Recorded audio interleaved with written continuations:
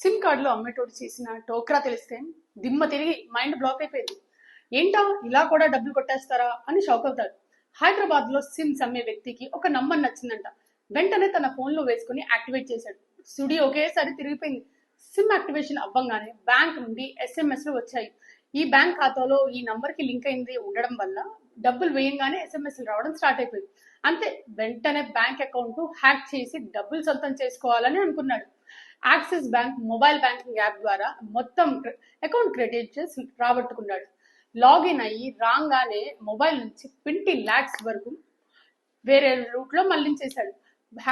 Vijayawada axis bank నుంచి Hyderabad axis bank కూడా మార్చేసుకున్నాడు. అక్కడ నుంచి ఇతర అకౌంట్స్ కి నియర్లీ 20 lakhs వరకు లాగేశాడు. ఇదంతా ఎవరి అకౌంటో తెలుసా? విజయవాడ మాజీ మేయర్ అకౌంట్ నుంచి ఇదంతా జరిగింది వ్యవహారం.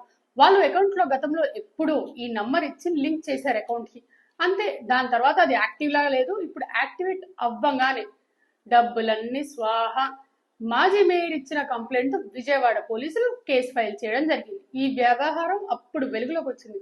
సో మీరు వాడే సిమ్ ఎక్కువ కాలం యాక్టివేట్ చేయకపోతే దేంట్లో ఏ అకౌంట్స్ లో ఇచ్చారో దాన్ని కూడా బ్యాంక్ అకౌంట్స్ లో దేంట్లో ఇచ్చారో దాంట్లో కూడా డిలీట్ చేయించండి. లేకపోతే మీ అకౌంట్ లో లక్షలు గోవిందా గోవిందా.